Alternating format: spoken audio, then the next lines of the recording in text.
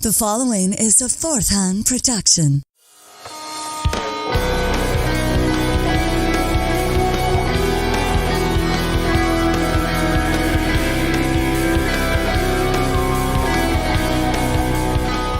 Hey there, I'm Tara. And I'm Jessica, and together we co-host the podcast Three Spooked Girls. If you love the paranormal Or murder. Join us on Mondays for full-length episodes where we discuss our favorite paranormal stories and true crime cases. And join us again on Thursdays for our minisodes called Stabby Snippets, where we tell you all about true crimes happening in the news. You can find us on Apple Podcasts, Podbean, Spotify, or wherever the hell else you listen to your pods at. You can also find us on Twitter, Instagram, and Facebook by using the handle @3spookedgirls. Come and hang out with us and get your spooky on while we scare the hell out of you.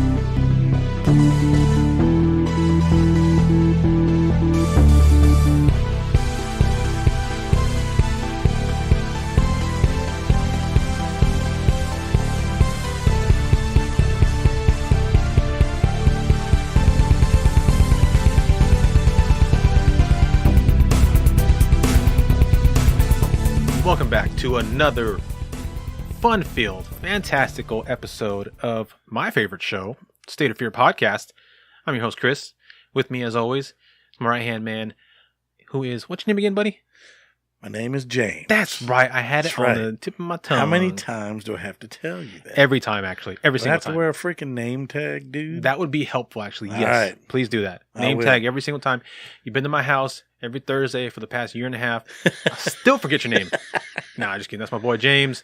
We are here for another fun episode. Tonight's episode is 24. Episode 24. The fantastical state of Mississippi. M-I-S-S. Oh, you messed it up already. I did. Take two, try it again. M-I-S-S-I-S-S-I-P-P-I. Bam, there you go. All right, before we get into the topic, let's go ahead and discuss a few interesting facts about the state of Mississippi. One brutal fact that I can't stand this stuff. Root beer was invented in Biloxi in 1898 by Edward Adolph Bark. Nice. I love root beer. Root beer is great. Yum, yum, yum. Root beer floats. Love it. Cream soda for me, thank you. Okay, well, that's close enough. No root beer. The state is named after the Mississippi River.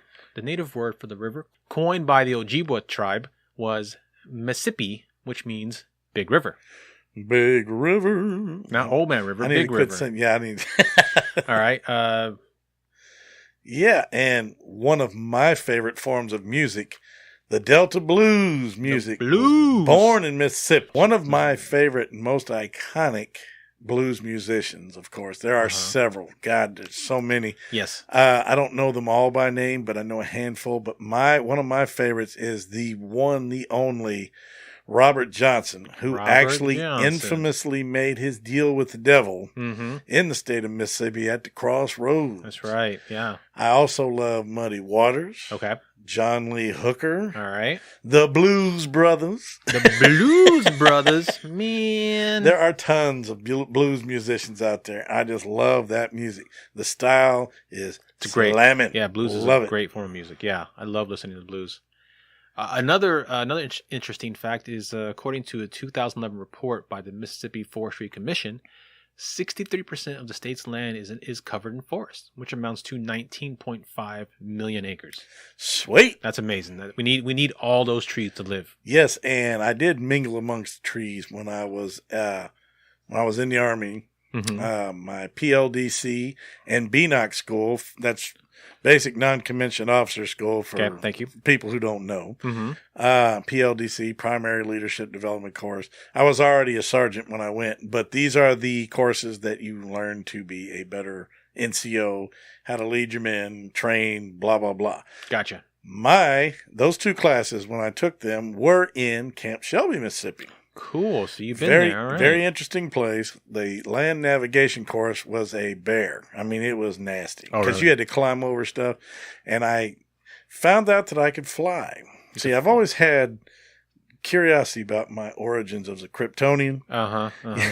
Okay, so for those that don't know, James is a gigantic, huge Superman fan. Freak. Superman fan. I mean, love it. Yeah, so everything Superman.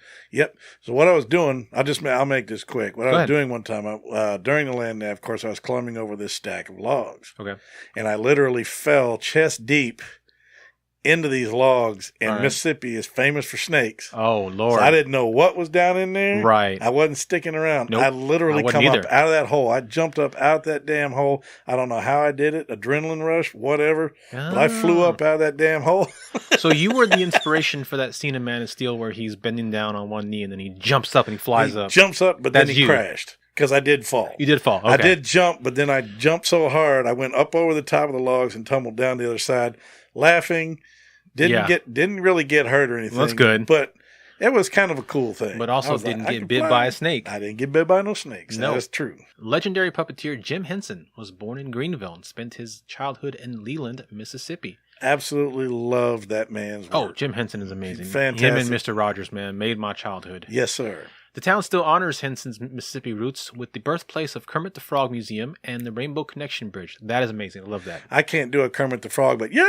Yeah. Flapping my arms. No. Pine Sol. Another interesting fact.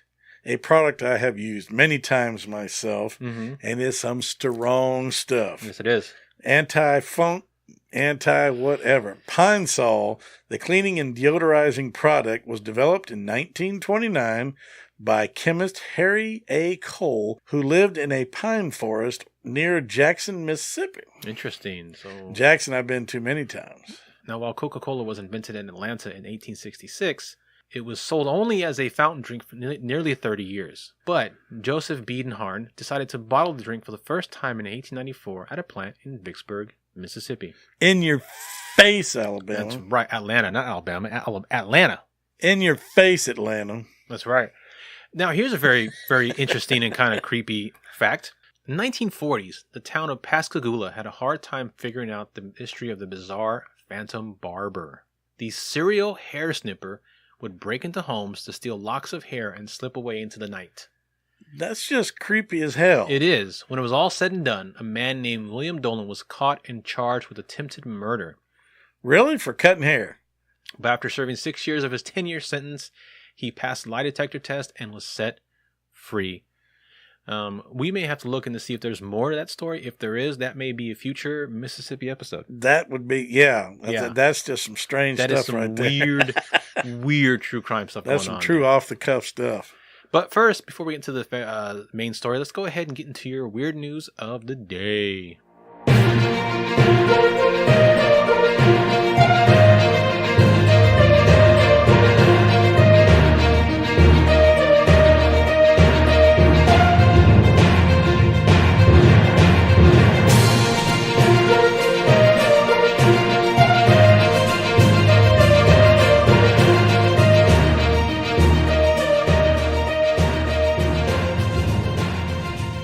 All right, today's news story was published on June 22nd of 2020. All right, another Here just recently. All right. Very nice. Title of this story is Archaeologists May Have Finally Solved the Mystery of What Happened to Roanoke. Written by Marco Margaritoff. Nice. I'm very interested to see what the story says because I don't have a deep understanding of Roanoke, but I have enough to know what happened, and I love the story. So let's hear it. It is very cool.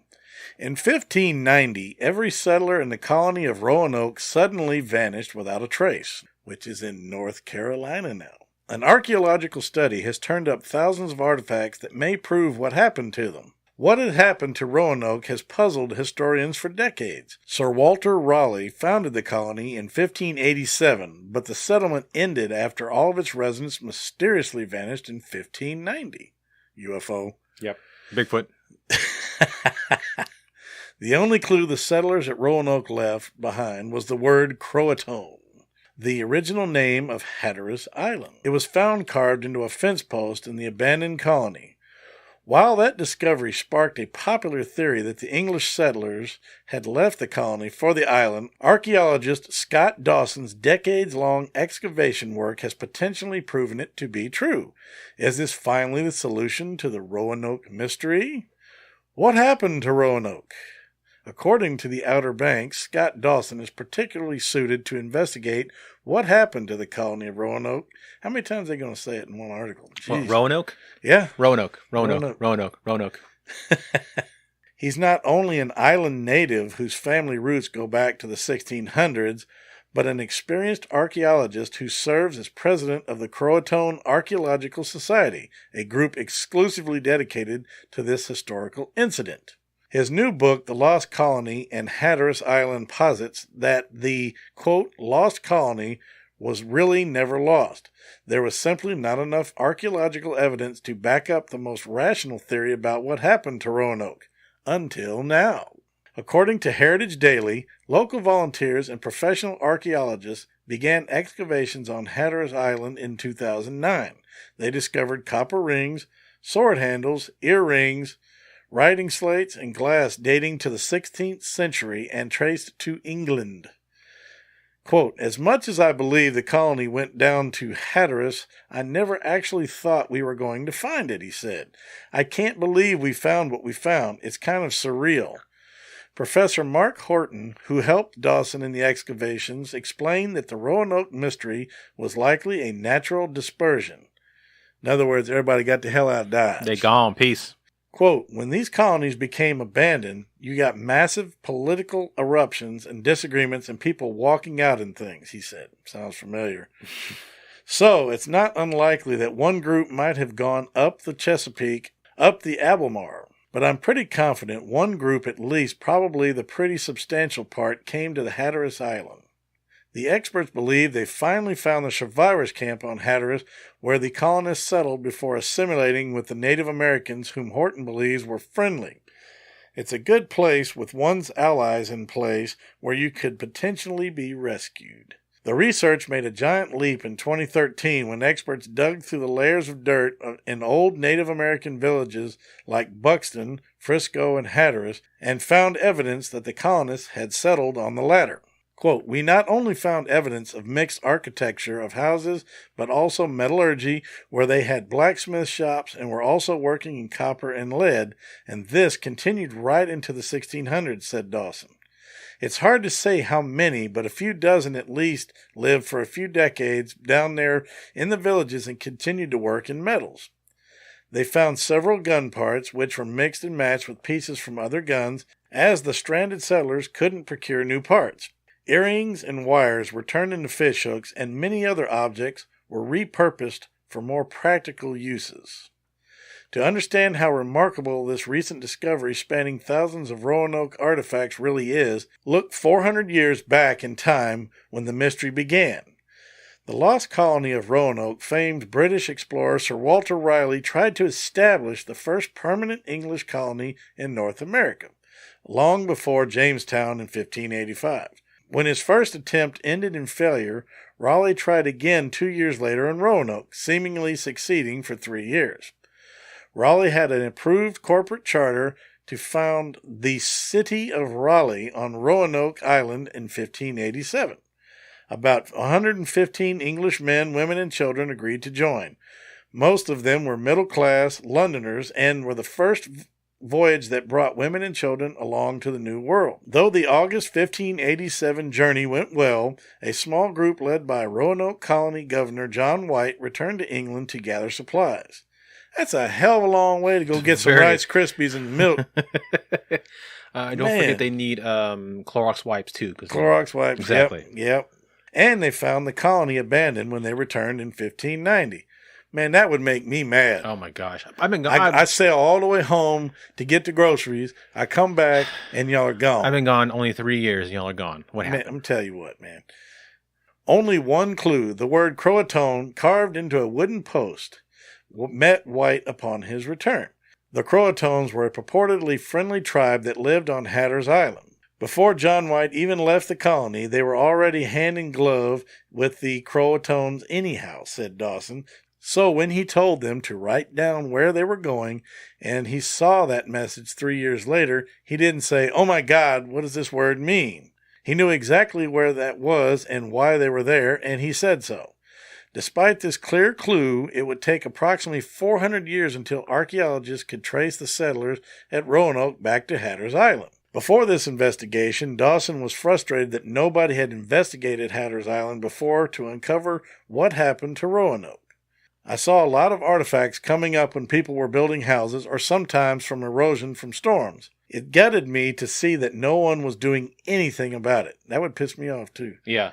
So he formed the Croatoan Archaeological Society and vowed to find evidence of the colonists on Hatteras. He believed the colonists didn't even know they were quote-unquote lost and simply relocated while awaiting the returning troop with new supplies. That's funny. So they weren't actually lost, or they didn't know they were lost. They didn't know they were lost. People were like, "Where'd they go?" And they're over on the island like, "What are you talking about? We're right here." Exactly. I'm waiting for my Rice Krispies. That's right, and my Clorox wipes. That's right. Quote, "We didn't get this kind of lost mythology until the Lost Colony play production at Waterside Theater started in the 30s, said Dawson. That's the first time anybody ever referred to them as lost. It didn't make a play about a mystery. They created a mystery with a play. As it stands, Dawson and his team hope to investigate what happened to the Roanoke Colony further until the global COVID-19 pandemic put things on hold. For now, the results of this ongoing study were compiled in Dawson's book, with more research to be done once things have stabilized. I would love to visit that." Oh, I know. It sounds awesome. It sounds like a fun place. It does. But that is our story for today, my brother. So it's so funny because I went to visit a friend of mine in North Carolina a while back. And when I was there, I was asking her about the Roanoke Colony, and and this was like in 2013, I want to say, She had mentioned that everybody there believed exactly what this archaeologist was saying. They said they believed that they just integrated with the Native Americans in order to survive the winter, and that they became part of them. Gotcha. And so that's what he's finding here now. So what they believed back then, it probably is the actual, what happened to him. Sounds good. Yeah, so it's pretty cool. Sweet. Pretty neat, man. Like it.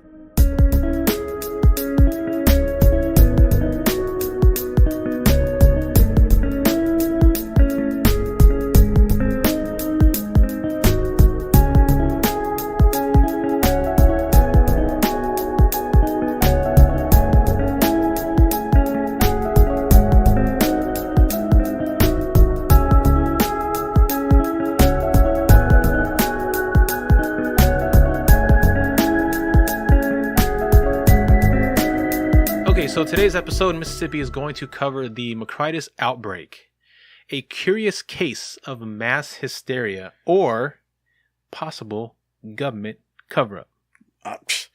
Wouldn't doubt it. I know where you stand. Wouldn't doubt it. It's always their fault.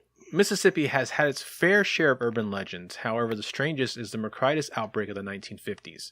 Now, according to local lore, Mercritis was an infectious disease that, among other things, transform women into homicidal maniacs. Okay, and this is news.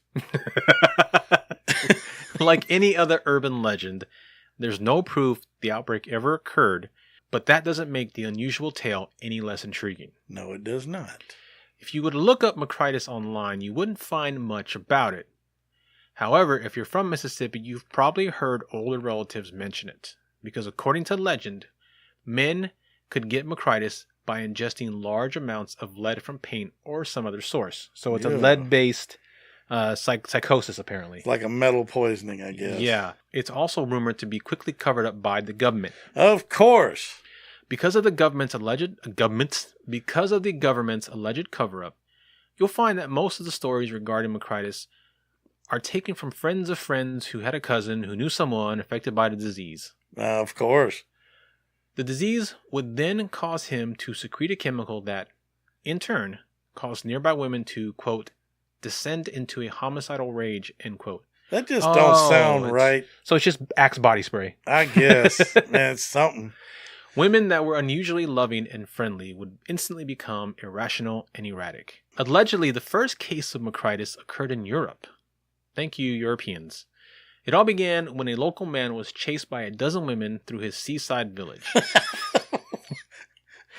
That's awesome. In a desperate attempt to evade them, he jumped into water with temperatures well below freezing. Without hesitation or regard for their own safety, the women followed. Wow. Man, he must have really screwed up. I'm guessing 12 mistresses here, and they all found out the same tea party. That's kind of what I'm thinking too. Then he walked in, he's like, "Hi, honey, oh shit." And then bam, he's gone like that, just gone. But then again, why would they jump into the water with him unless they had to have some sort of actual psychosis going on to just jump in the water with him. They were going to drown that fool. It said that he and all of the female attackers drowned in the icy waters. That's just funny to me. I know. In the 1950s, an outbreak allegedly hit a small town in Mississippi, the name of which was promptly covered up. Dun, dun, dun. Of course it was. In this town, several men contracted the illness through the ingestion of nearly lethal doses of lead. Now, I can kind of believe this happened because lead poisoning can cause you to go absolutely insane. There was no environmental control back then. It was in everything. It was in toys, it was on the walls. They dumped shit everywhere, yeah. Shortly afterwards, a large number of women from the town descended into a homicidal rage. They swept through the... I'm going to laugh every time. I'm sorry, folks. It's just funny to me. They swept through the streets, destroying property, all in a quest to chase down and murder every man they could find. That's a bad day to be a man in that town. I'm like, damn. Holy cow. In the wake of the outbreak, this small Mississippi town was almost devastated. No one would ever know for sure the extent of the property damage or how many people died as a result of the riots because, according to rumors, the federal government rushed in soon afterwards in order to hide the evidence. Which means it was a government operation of some sort that poisoned the water or whatever. If it was some local factory or something, they would have simply exposed them, fined them, busted them, or closed them down. But no, if it's the government, they got to close it down. They got to cover it up. I kind of believe that happened because we did cover, a bunch of this type of stuff. This is also making me question the origin of drag queens, because if these men were trying to get out of town, if these women were all trying to kill every man they saw, they were trying to hide as women. I'm throwing on a dress and trying to sneak the hell out of town. They were like, I would or too. Or grab an axe and run with them. I'm like, I'm a woman. I'm a woman. Hello. Let's go kill these men. Don't kill me. But yeah, we just covered a whole bunch of stuff like this in the Maryland episode. We sure did. Talking about the Edgewood experiments and the what was the Tuskegee experiments? Yeah, things like that. So this has a very, very good basis for being a factual event. Absolutely, it does. I think it does. Yeah.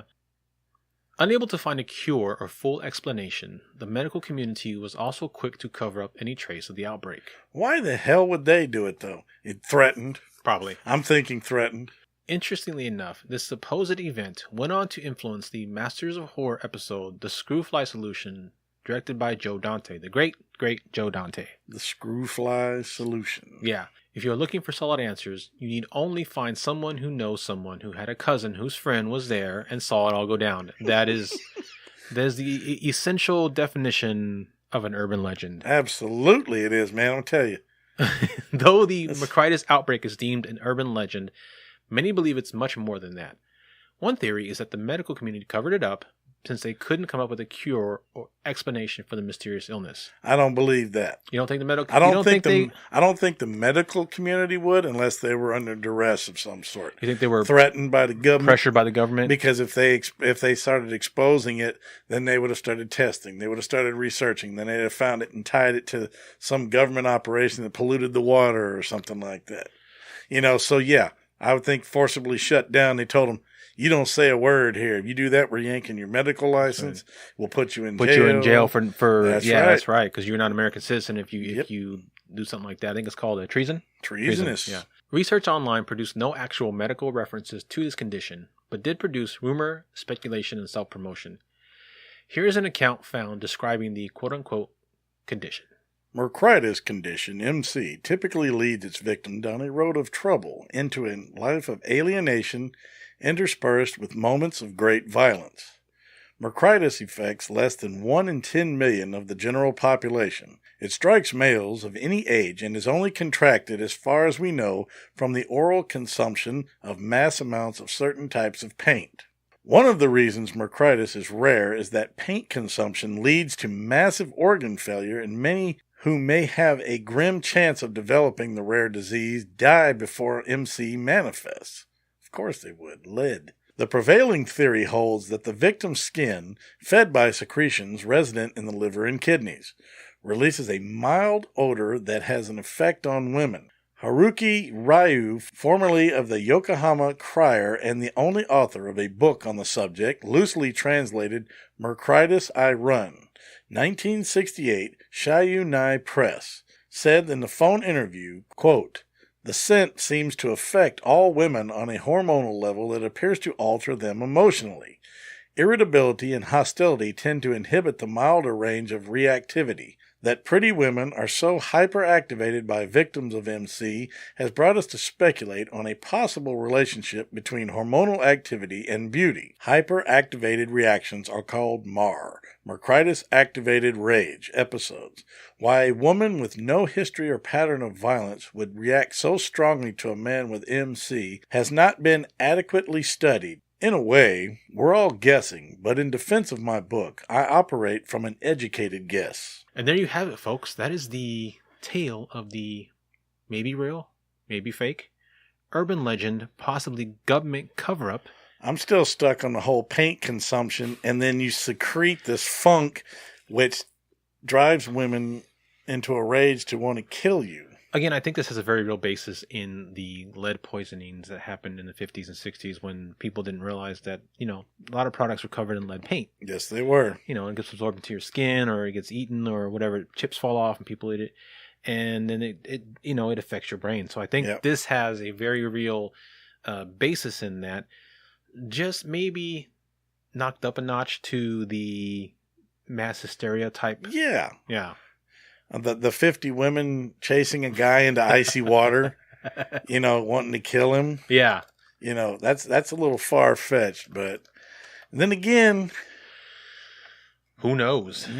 Guys, they mess up out there pretty good sometimes. Yeah. So maybe. Yeah. Why don't you tell the fine folks where they can find us, James? I'll be happy to. Folks, you can find us on the fourthhand.com network, along with our sister project, What the Suck. You can also find us on Twitter, and you can also find us anywhere where your podcasts are available. Go out there, give us a like, share our information, let people know we're out there.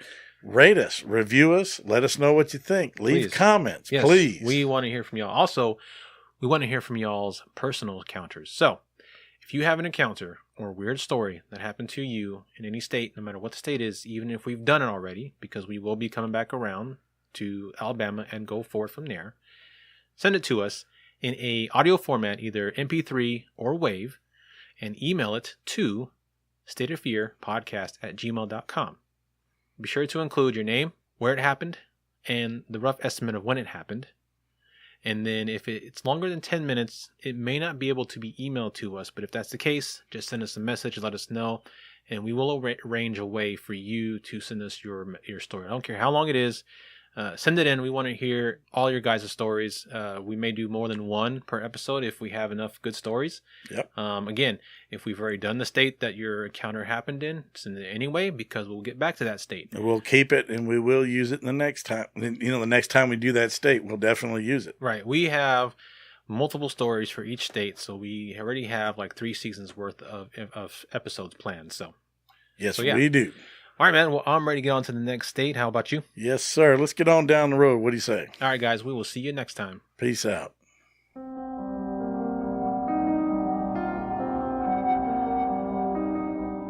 Hey, guys. This is Julia from Always Time for True Crime. Every week, I get into a new case about murder, missing persons, and serial killers. My podcast is all about the lesser-known cases. So, if you're looking for something beyond Ted Bundy or JonBenet Ramsey, head on over to Always Time for True Crime for some new true crime stories. You can listen to Always Time for True Crime on Apple Podcasts, Spotify, Castbox, Stitcher, and more.